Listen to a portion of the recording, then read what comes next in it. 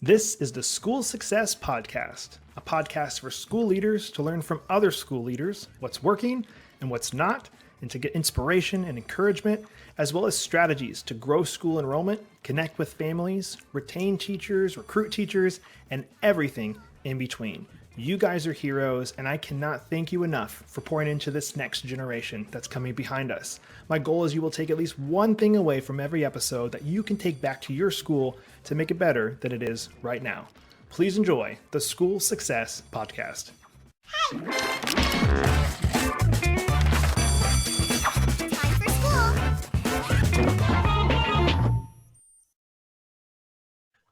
Hey, school success makers. Welcome to another edition of the School Success Podcast. I'm your host, Mitchell Slater, joined by a new friend out of Branson, Missouri, Mr. Scotty Mack. This guy is awesome, and he is the assistant to the dean of the lab school at School of the Ozarks there in Missouri. I mean, by the time you guys hear this, it's going to be probably months ago, but just as we're recording this, about a month-ish or so ago in Texas at a school conference that him and I are at. I love this guy to death. Him and I are both bald, so we connected immediately. He just has a way better beard than I do because I have one that's non-existent. But this guy is at the school that is doing some really cool things. They're structured differently than I've ever heard a school structured before. And I'm like, this guy has to come on the podcast and teach us and educate us on how they're structured and different things that you guys can take back to your school to make it better than it is right now. So I don't want to take any thunder away from Mr. Scotty Mack. I'm going to pass it off to him to introduce himself. So Scott, welcome to the podcast, sir.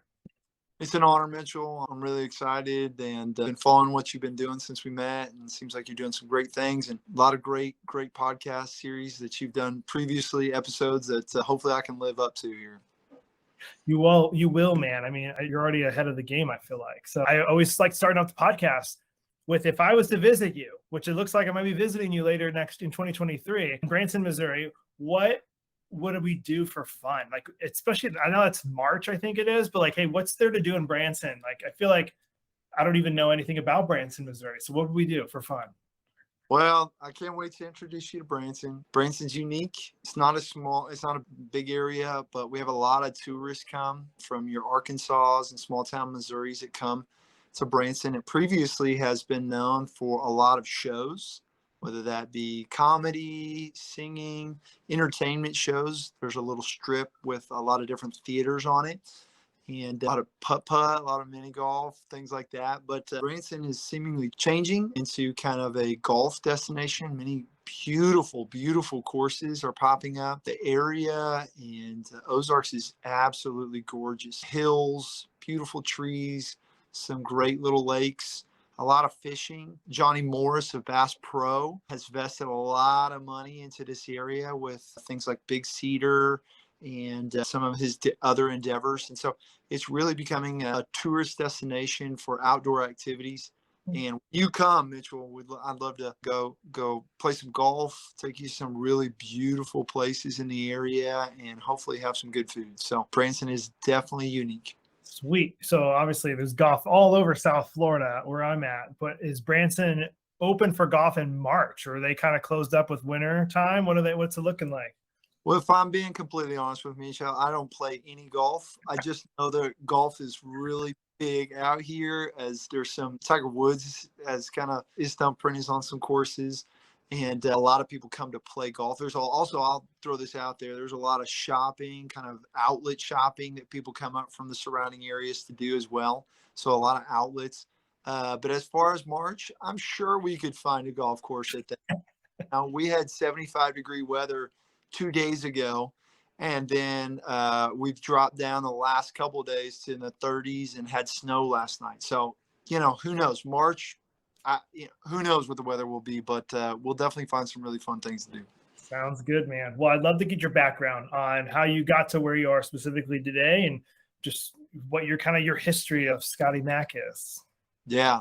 So I grew up in Kansas City and played some basketball. I got the opportunity to come down to Branson, Missouri, and it's in College of the Ozarks, which College of the Ozarks is the college that School of the Ozarks is a laboratory school for. So S of O did not exist at that. Played basketball, enjoyed my time, loved every bit of it. And forgive me for maybe just going a little bit into College of the Ozarks, but students pay zero tuition at College of the Ozarks. They work for their education. So each student has a workstation in which they work for 15 hours a week, and it helps pay for their tuition, it helps pay for their tuition. So I spent 4 years here.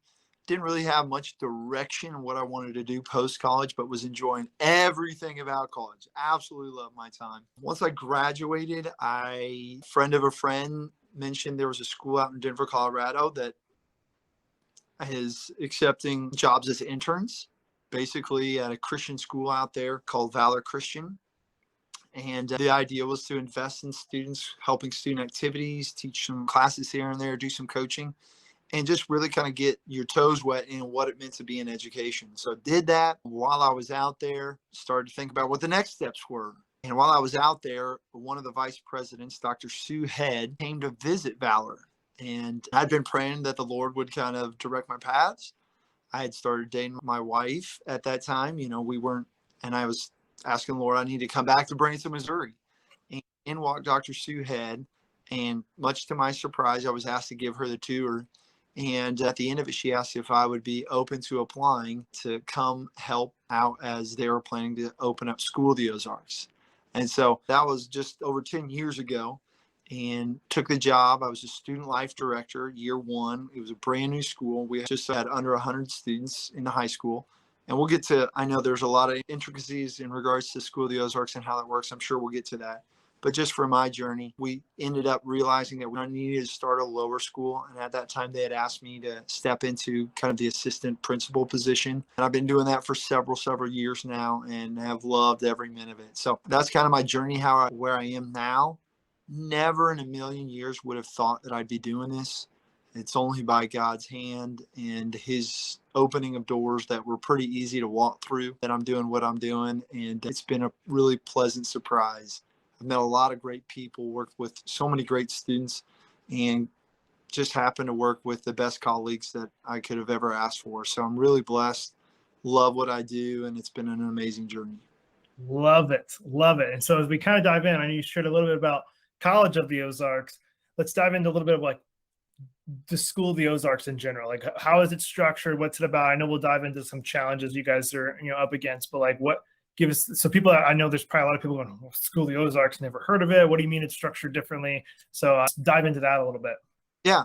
So just kind of alluded to a little bit earlier, School of the Ozarks is a department of College of the Ozarks. So we function with the same mission and vision of College of the Ozarks. We have under 300 students, K-12, and we are full. So just like the college, 0 of our students pay any tuition. 90% of our families qualify for financial aid. And so that's the idea around the institution, is to provide a Christian education for students who otherwise would not have the financial means to pay for that. And so we could grow, but again, we don't charge tuition. All of that money, we are a part of the college's budget. We function in that way as a department. So like other schools where students come in, they're getting that tuition money to help maybe hire more faculty or build something else. We are a part of the college's budget. And the college is run by a quite large endowment of people who've believed in the mission and vision.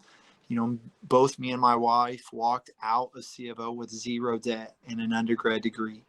And to see how that set us up in our life, that we can now do some things that otherwise, if we had incurred debt by another university, we wouldn't have been able to do. It's just been an amazing gift. And so our families pay small fees that would cover some day-to-day things at the school, but those fees can even be brought down depending on the family's financial situation. So when families apply, they fill out some financial information, and that goes to a department on the campus that they determine whether that family is financial aid. So I don't get into the weeds of a family's financial situation, but it is a part of our interview process and choosing of students to be a part of our school is whether or not they qualify and would fit the mission and vision of School of the Ozarks and College of the Ozarks. So cool. I love, and you guys have been around for how long now, the School of the Ozarks? School of the Ozarks is on its 11th year. The college was founded in 1906 by a Presbyterian preacher and who saw just the need for education in the area and decided to do something about it. So it's a really amazing history, and to see what it is today, to be a product of what it is today for my kids now to be at School of the Ozarks is just really, really cool. And it's always been founded on that. Like nobody's ever paid tuition at the college since 1906. Like it's never been. Yes. It started as a high school, then moved to a junior college, and then to a 4-year college. And so when they opened up the high school, it was like a reintroduction, all on the principle of helping students not walk out with debt, but helping them by offsetting the cost by working on the campus. You know, we have a hotel, we have a restaurant, we sell stained glass, we have cows, dairy, students work in landscaping, students work in the college cafeteria. I mean, any job you can think that is on a college campus, we have students working in those areas. And it's a really great deal because they end up, you know, being able to incur some real life experience of having a supervisor and a boss. And, you know, there are students, I'll give you an example. There are students that work up in the public relations office that are planning to work in public relations. And so they're walking out potentially with 3 years of hands-on experience of seeing public relations from a pretty amazing institution and how they do things. And so it's a great deal. And what a great gift. Some of the stories of some of the students that I know about how this really helped them is pretty incredible. It's a true blessing, and God's doing some really cool things here. College of the Ozarks and School of the Ozarks. Love it. So, well, with that, there's got to be a little bit of challenge still with, I'm assuming, something, and we'll dive in if there's any on there. But what are some of the challenges that kind of come to mind with School of the Ozarks that the school's kind of currently up against, but not just here's what they're up against. How are you guys kind of combating those challenges? Yeah, that's a great question. Well, I think one of the great things I love working about at a school is, man, there's just always room to improve. There's always room to grow. And I think that's what always keeps me going, is just looking at different things and just wondering, how can we get better in this? I think one of the things that's unique to us is, as we are a classical Christian school with our unique situation, knowing just sometimes the financial burden of parents possibly choosing a private school, is when they come here, that a financial burden is not necessarily there. It's an option that is really unique and really cool. One of the things, however, that comes with that is that maybe at other classical schools, parents are drawn to that school because they're classical. They're going to that school because they're a classical school. And one of the challenges that I think that we're always trying to be mindful of, we're trying to really be intentional about, is helping our parents understand classical Christian education. I think they know that we love their kids, that we have great stability, there's high trust. And one of the things that we want to continue to work with parents as we partner with parents, we believe parents, God has given, you know, their children to them to raise them, and we're here to partner with them in that education as they grow old and wise, is that they would kind of know what we're doing and how they can help us at home, because we know that that partnership needs to be on the same page. And so when we're teaching things like Latin, when we're teaching logic, when we're doing recitations, when we're teaching math maybe a different way, when we're doing some of these different things that maybe they're used to, the challenge can sometimes become for us, how do we communicate that with clarity, that they can jump on board and be behind us as those students are going through those things. So I think that's one of the challenges that we face. I think the second challenge just often is, I think, continuing to step in on our side as well, is what does it mean to teach classically? Still trying to find that. You know, we're weird because as soon as the doors open, we were full. And that can give off the impression that we've been doing this forever. That I just don't know many schools that have experienced that. And so I think it's just a consistent challenge for us to be reviewing how we're teaching, what we're teaching, looking at other influencers, looking at other experts in the area, and really saying, hey, are we moving towards teaching classically with these students? And so that's just something that's always mindful of us. One of the great things about because of our campus, we can host things that maybe other schools can't. We can offer things that maybe other schools can't. So we get to host our own conference that we try to keep the fees as low as possible, like honestly, to offset the cost, because it's not something that we see as a money maker, but as professional development. How does it get any better than bringing other professionals in this area to come and talk at a table with, come to listen to their workshops? And we have the space to do it. We don't need the finances to do it. And so it's just great things like that the uniqueness of our situation allows us to do. And we're really, really grateful for that. I think if I were to maybe think about one other challenge that is tough, I think, when we went to the champion group and hearing some of their things about healthy schools, some of those things we just don't have to deal with. And so I think sometimes the challenge can be this sense of responsibility that I think often we can place on ourselves, this heavy responsibility with this great gift, to think in terms that tuition and budget, I mean, yes, it's there. We're mindful of it, but it's just something that's not on our plate in the ways that maybe other schools have to deal with that. Some of those other things like donors and planning or buildings or, structure or things like that, they're just not something that we have to consistently thinking about. So I think a challenge, and maybe it's a weird challenge, but I think just sometimes having that balance with the responsibility of such a great blessing that the college has awarded us as a school, that sometimes can get to you. I know it sometimes can get to me where it's just like we have no reason not to be great. Like we have no reason not to be excellent. And so I think the challenge for us is finding that grace for us sometimes in what we're doing, and kind of not always putting so much pressure on ourselves. Faculty and staff is just high achievers that want the best, that know the gift, that know the history of this institution and want to do great things for the kingdom.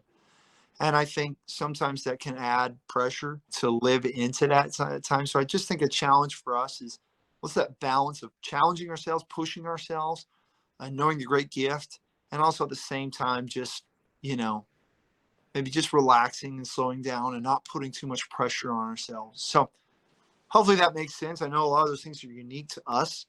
I do think that partnership with parents is just how can we continue to always be good at that? And how can we continue to challenge ourselves to teach in the tradition of classical Christian education? And how can we also have a great balance with the responsibility of the great gifts that many, many have poured in to make this school what it is? Those were perfect. And so you alluded to this a little bit, and I know you and I talked about this at the gathering in Texas, but those that are listening that haven't heard of classical Christian before, and we've had a couple guests on, and I've asked most of them this, but I know you and I specifically had a conversation where I was like, hey, like elevator pitch, we're talking about classical Christian if nobody's heard of it, because I think it's still, in my opinion, the more classical Christian schools I've talked to, their challenge, and whether they know it or not, is explaining effectively what classical Christian is in a quick pitch. I think they start to get really long-winded and go, yeah, I think that was good. And I'm like, well, I don't really fully understand what exactly it was. So again, I know we've talked about this, but somebody who's never heard of it, those listening, like, hey, what's the 30-second elevator pitch? Yeah, I figured you'd ask me this, and I figured I'd better be more buttoned up than I was off the cuff that last time. I do kind of want to affirm that I do think it is something that we could do a better job of. I know there's a lot of different ways that people have described it. I know that's even been for me. And so much so, Mitchell, that I would even say that I want to give some credit where some credit's due. We've not yet ruled it out, but we've actually created kind of like a description of it, like a catechism of what education is, that I think hopefully we work into kind of our weekly meetings is just like a going over these things. And I shared this with you, like, I wonder if like at the conference, if we were to give a note card, and just said, hey, what is classical Christian education? Like, I do think you would have varying different answers. I think they're all probably pointing towards the same thing, where those that in classical Christian education will go like, yeah, like you could describe it that way. Like, yeah, that's kind of where we're going. So it's actually been something that we've also noticed for us, and that we're kind of working towards. I have to give some props to a colleague of mine that really kind of spearheaded this, Dr. Kyle Rapinchuk. He's the real deal, and it sure helps having people like him a part of your team to jump on this. And so he did a lot of work. So this is a long introduction to the 30-second pitch there, but I hope you can understand. I think I'm just affirming that I do think we could maybe figure out a way to do that. And if it's okay with you, instead of kind of like creating my own, I would love to kind of share kind of what we've taken and kind of created our, we would say, I think is good. So classical Christian education is the cultivation of wisdom and virtue by nourishing the soul on the good, true, and beautiful by means of the 7 liberating arts, so that in Christ the student is better able to know, glorify, and enjoy God. So there's a lot in there to unpack, but I think, we've looked at Andrew Kern in a lot of ways he describes it. And so that's kind of like, that would be how we would write it down. I think, so there's my 30-second kind of like rote response to that.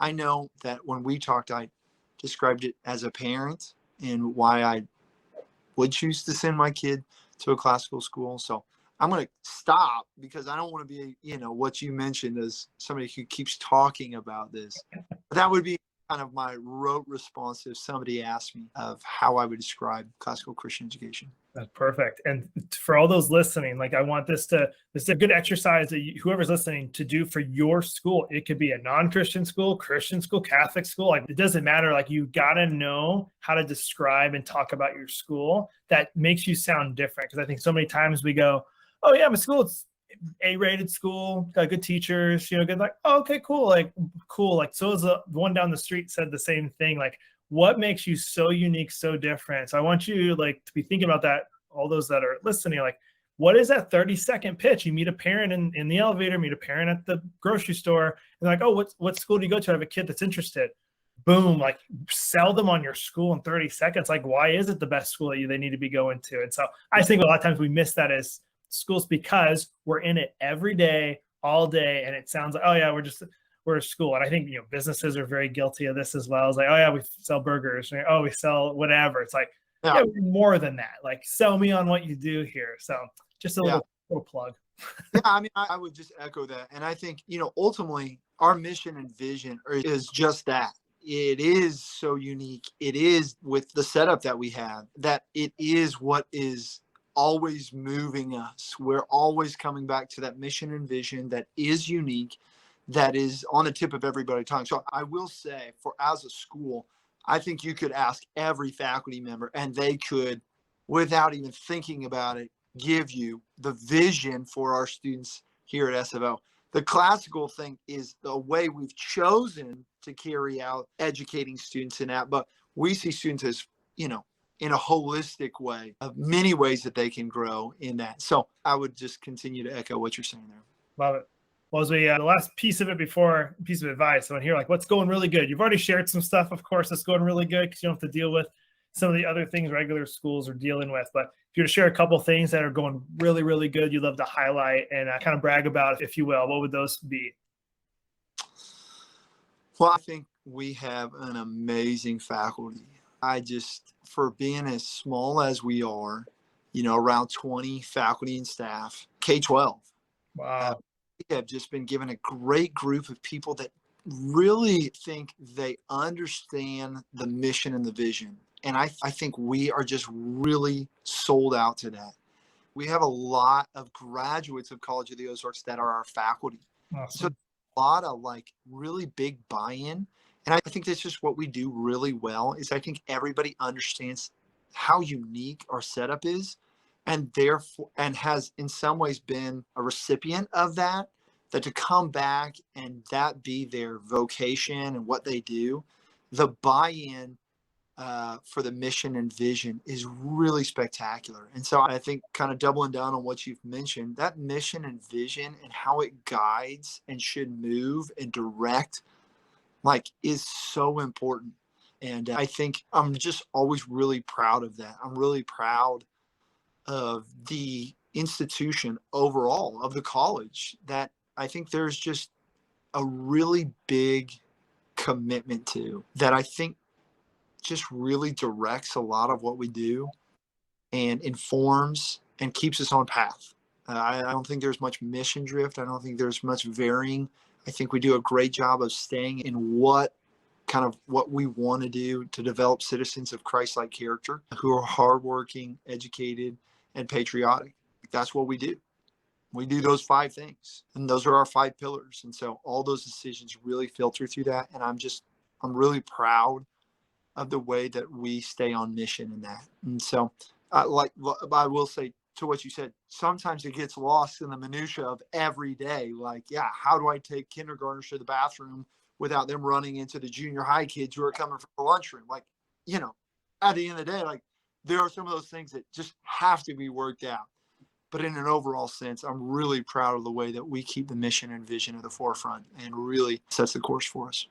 Awesome, bro. Well, last question I have for you as we kind of wrap it up. Piece of advice that you would share with other school leaders that are listening. My piece of advice, I still find myself questioning at times whether I can't believe I'm doing this. Like, it's really crazy. It's really cool to see how the Lord's done that. And I would just say it's just a practice for me, and something that I'm really trying to work through is just like, man, trusting in the Lord that he has me in the right place, to know that he's the one to provide the strength for the task at hand, and that he makes no mistakes in that. And so I think just an assurance that the Lord has a plan, and to trust in that plan, to walk into those spaces going like, Lord, you've opened these doors for me. I have no other way. To stand in this office and sit in this seat, if not for you and opening those doors. And to lean into that, because I know, like, when you're leading, like, there's a lot of doubt. There's a lot of, did I make the right decision? Some second guessing, maybe. Do I have what it takes? And I think it, for me, is just coming back to the Lord's sovereignty and his plan in my life. And it was so funny, because I'm sure you feel the same way, Mitchell. Like, you meet people and you go like, that guy, like, his talents, his gifts, her talents, her gifts, like, they are so perfect for that role. You can see it from the outside. You could totally acknowledge it. But I know that even sometimes those people that you would think that, I think, are still just going like, gosh, am I doing this right? Am I in the right spot? Am I following through on what the Lord's plan is for me? So I think just that advice would be to just continue to lean into the Lord. He has a plan. He has you in specific places, and he will provide the strength needed each day today to do what he's called you to do. Amen. Love it. Well, Scotty Mac, it's been a pleasure, man. I've been looking forward to this interview. I appreciate you giving up your time. I love what you guys are doing at School of the Ozarks, and I would love to see more models like that pop up around the country, around the world, because I think it is truly unique, and it's just raising up great future leaders of America and of the world that you guys are doing. So just wishing you guys nothing but the best as you continue to do what you're doing. And I can't wait to meet you again in person, and hopefully in March, it sounds like. So it's like, looking forward to that, man. But thank you so much for giving over your time today. It was all mine, Mitchell. Thanks for the work that you're doing and helping. I know that you provide and do a lot of things that a lot of schools need. And I think things like this of just making connections do a lot for administrators and school leaders. So thank you for your work in this. Thanks for the opportunity to be on, and really appreciate it. Thanks, man. Well, another huge shout out and a thank you to Scotty Mac for taking time and being on the podcast today. Again, I just love what he is doing there at School of the Ozarks, and I'm wishing them nothing but the best with what they're doing there in Missouri. And I'm looking forward to meeting him again in March and just seeing what they're doing and getting a tour of their campus. So I encourage you guys to look them up online, see what they're doing, and hopefully take something from today's podcast that you can take back to your school to make it better than it is right now.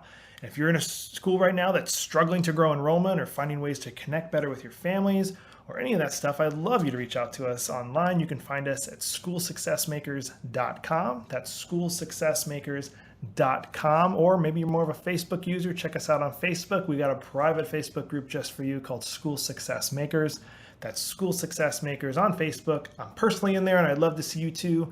And we're launching this new thing we've been piloting with a couple schools that we'd love you to reach out to us if you're interested, called School Influencers. We've realized with a lot of schools that we've talked to, one of their struggles is managing their social media. They don't know what to post. They don't know when to post. They struggle with creating content.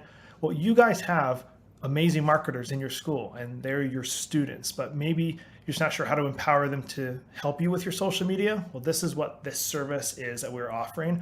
I will coach your students on how to run your social media for the school so that you guys will have the best social media presence you've ever had, because your students are going to be running it.